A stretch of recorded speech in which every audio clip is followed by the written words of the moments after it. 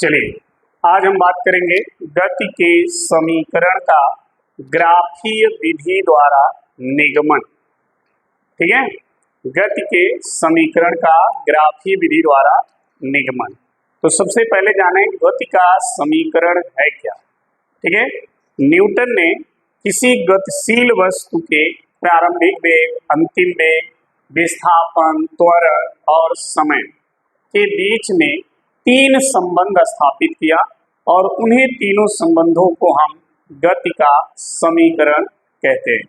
ठीक है, तो ध्यान रखिएगा गति का जो समीकरण है, गति का क्या समीकरण क्या होता है, तो ध्यान रखिएगा न्यूटन ने क्या किया, किसी गतिशील वस्तु के प्रारंभिक वेग, अंतिम वेग, त्वरण, विस्थापन और समय के बीच में जो संबंध दिया वो कुल कितना संबंध दिया, तीन। उन्हीं तीन संबंधों को हम क्या कहते हैं, गति का समीकरण कहते हैं। क्या लिखेंगे, न्यूटन ने किसी गतिशील वस्तु के प्रारंभिक वेग यानी u, अंतिम वेग यानी v। ठीक है, अंतिम वेग को v से, प्रारंभिक वेग को u से, v, त्वरण a, विस्थापन s और समय t के बीच तीन संबंध दिया। ठीक है, और इन्हीं तीनों संबंधों को क्या कहते हैं, जिसे गति का समीकरण कहते हैं। ठीक है, इसी को बोलते हैं न्यूटन के गति का समीकरण, क्योंकि न्यूटन ने ही दिया था तीनों संबंध को। पहला जो इनका समीकरण है, इसका सीरियल नंबर याद रखिएगा। पहला समीकरण है v बराबर u प्लस at। दूसरा जो समीकरण है वो है s equal to ut plus half at। और तीसरा जो संबंध है वो ये है v square equal to u square plus 2as। ये तीन संबंध दिया था न्यूटन ने। ठीक है, और इन्हीं तीनों संबंधों को गति का समीकरण कहते हैं। पहले समीकरण जब भी कोई पूछेगा गति का पहला समीकरण, तो यही बोलना है, ये और ये नहीं बोलेंगे। अगर दूसरा समीकरण पूछ रहा है तो यही वाला बोलना है, ये और ये नहीं बोलना है। अगर तीसरा समीकरण पूछता है तो यही बोलना है, ये और ये नहीं बोलना है। फिक्स है, वो पहला कौन है, दूसरा कौन है और तीसरा। ये तीन समीकरण है। ठीक है, अब इन तीनों समीकरणों का हम ग्राफीय विधि द्वारा निगमन करेंगे, प्रूफ करेंगे। ठीक है, तो कैसे प्रूफ करेंगे, ध्यान दीजिएगा। ग्राफीय विधि से न्यूटन के गति के समीकरणों, न्यूटन के गति के समीकरणों का निगमन। ठीक है, देखिए न्यूटन, ये गति के जो तीनों समीकरण हैं इनको ग्राफी विधि द्वारा भी निगमन करेंगे और कलन विधि द्वारा भी निगमन करेंगे। दो विधि द्वारा इनका उत्पत्ति करेंगे हम। तो पहली विधि हम पढ़ेंगे ग्राफी विधि द्वारा न्यूटन के गति के तीनों समीकरणों का निगमन। तो कैसे निगमन होगा, ध्यान देना। हम यहाँ पर एक ग्राफ ड्रा करेंगे, एक समान त्वरित गति का ग्राफ। तो देखिएगा, ध्यान से समझिएगा इस चीज को। ये ग्राफ है और ये जो ग्राफ है वेग समय ग्राफ है। कौन सा ग्राफ, यानी एक्स अक्ष पे समय होगा और वाई अक्ष पे वेग। इसी को बोलते हैं वेग समय ग्राफ। इस वाले अक्ष पे क्या होगा और इस वाले अक्ष पे क्या होगा, समय। तो इस ग्राफ का नाम हो गया वेग समय ग्राफ। समझ में आई बात, क्लियर है। मान लीजिए कोई वस्तु है, ठीक, जीरो समय पर उसका वेग क्या था, u था, यहां पर t समय तक वस्तु चली, कितने समय तक, t समय तक, t समय तक चली, तो ये वस्तु गति करते हुए यहाँ पर आ गई। तो यहाँ पर t समय तक जब चली तो इसका वेग u से बढ़कर कितना हो गया, v हो गया। यहाँ पर आने के बाद इसका वेग कितना हो गया, जब t समय बीता तो इसका वेग u से क्या हो गया, v हो गया। तो t समय पर न v हुआ है, तो t से ऐसे एक लाइन खींचेंगे ऐसे, और v से एक लाइन खींचेंगे ऐसे। अब देखेंगे ये ग्राफ यहाँ जा करके मिल जाएगा, ठीक है। फिर इसको आप ऐसे मिला लीजिए, ध्यान देना ऐसे। तो अगर ये t है तो ये भी क्या होगा, t ही होगा। नाम दे दें A B C, आई हो गया O, और इसको नाम दे दें D। समझ में आई बात, क्लियर है। तो ये जीरो जब समय था तो उसका प्रारंभिक वेग क्या था, u। जब t समय बीता तो उसका वेग u से बढ़ के क्या हो गया, v। तो ये AD जो है एक समान त्वरित गति का क्या है, ग्राफ है। अब इस ग्राफ का जो ढाल होगा, ढाल, वेग समय ग्राफ का जो ढाल होता है वो किसको प्रदर्शित करता है, त्वरण को। किसको, त्वरण को। यानी अगर इसका हम ढाल निकालें तो ढाल हमें क्या देगा, त्वरण, ठीक है। अच्छा, इस भुजा की लंबाई कितनी होगी, इस भुजा की लंबाई देखो, यहां से लेकर यहां तक की लंबाई क्या है, और यहां से लेकर यहां तक की लंबाई। तो अगर ये लंबाई निकालेंगे तो क्या आएगा, v माइनस, सही है। अच्छा, यहां से लेके यहां तक की लंबाई t, तो ये लंबाई कितनी हो जाएगी, t। क्लियर है, समझ में आई बात। अब देखिए गति का प्रथम समीकरण यहां निगमन करेंगे। पहले पहला समीकरण का निगमन करेंगे तो लिखेंगे गति के प्रथम समीकरण v बराबर u प्लस at, ठीक है। इसी का हम उत्पत्ति करेंगे। तो हमने क्या किया, एक वस्तु माना जो प्रारंभिक वेग u से गतिशील है, t समय तक गति करती है, तो उसका वेग u से कितना हो जा रहा है, d। तो जो d ये ग्राफ है, यही क्या है, वेग समय ग्राफ है। तो इस वेग समय ग्राफ का जो ढाल है वो किसको प्रदर्शित करता है, त्वरण को, ठीक है। तो देखिए मान लेते हैं, माना कोई गतिशील वस्तु u वेग से क्या कर रही है, गति कर रही है, u वेग से गति कर रही है, तथा t समय बाद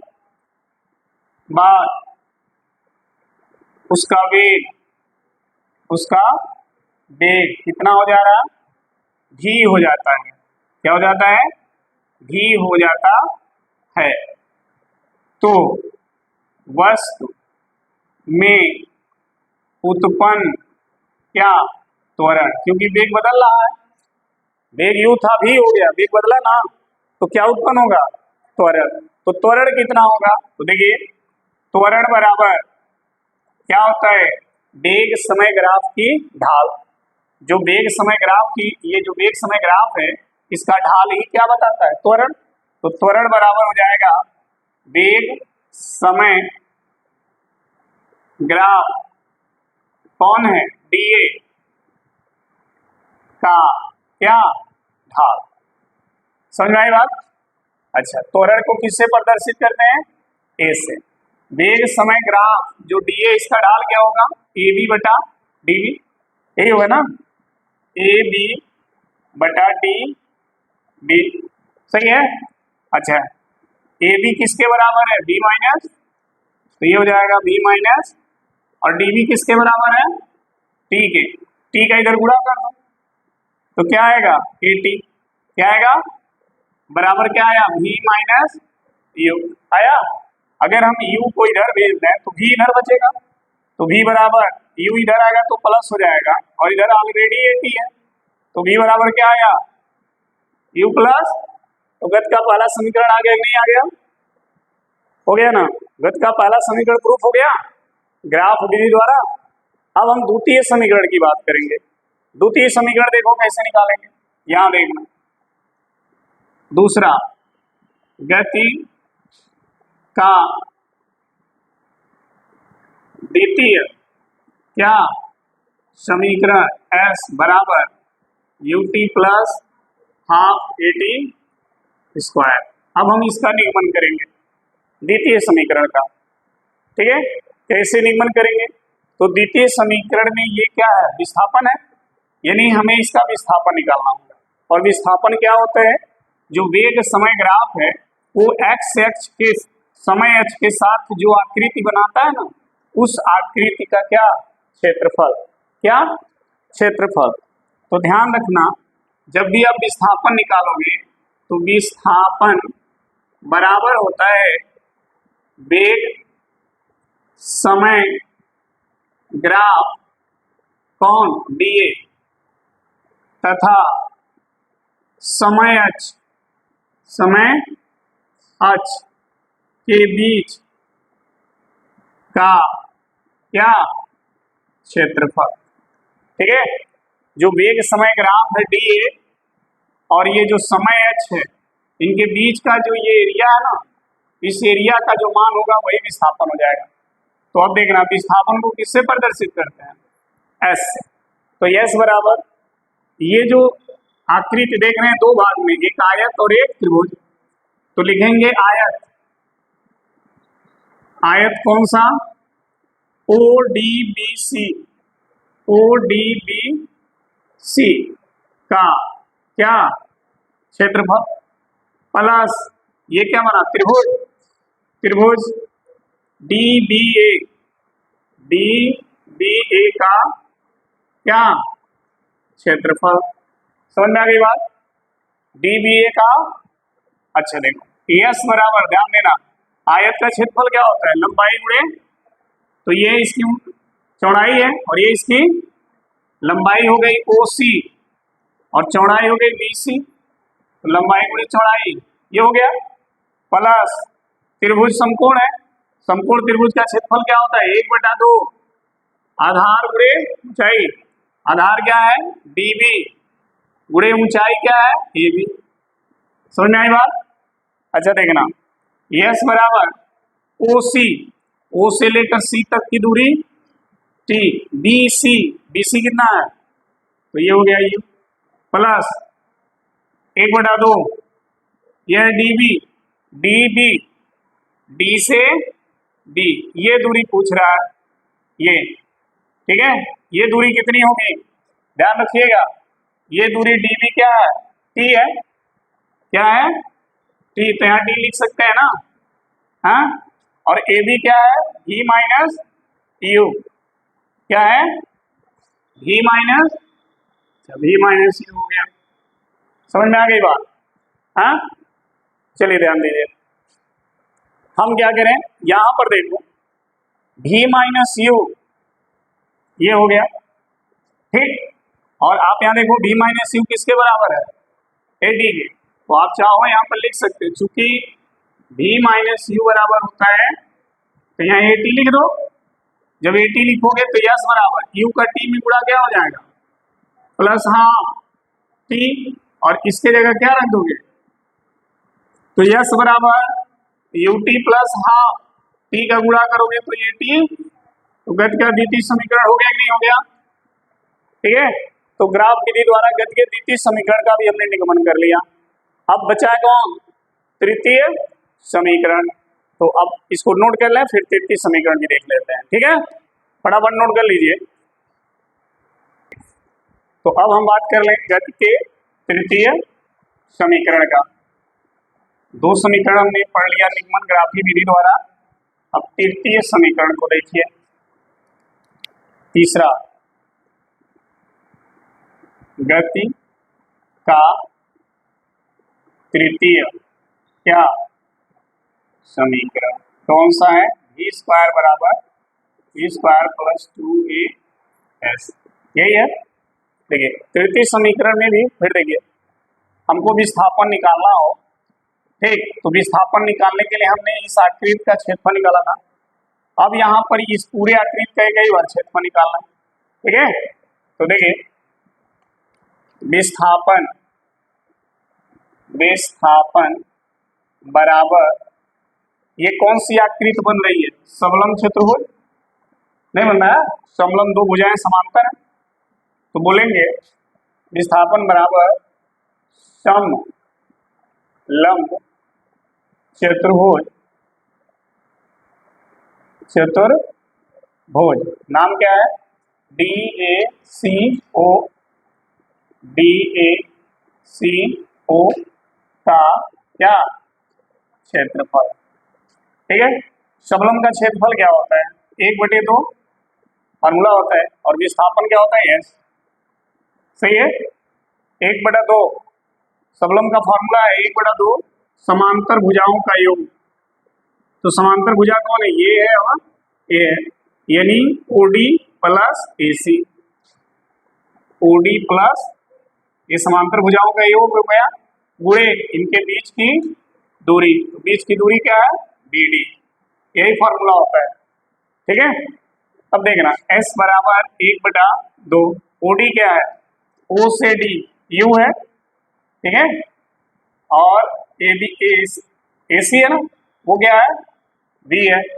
तो अगर हम V को पहले लिख लें तो V प्लस U हो जाएगा, सही है। देखो हमने AC का मान पहले लिख दिया और OD का मान बाद में, तो V प्लस U। अब बचा हमारे पास क्या? BD, BD क्या है? T, BD क्या है? ये T हो गया।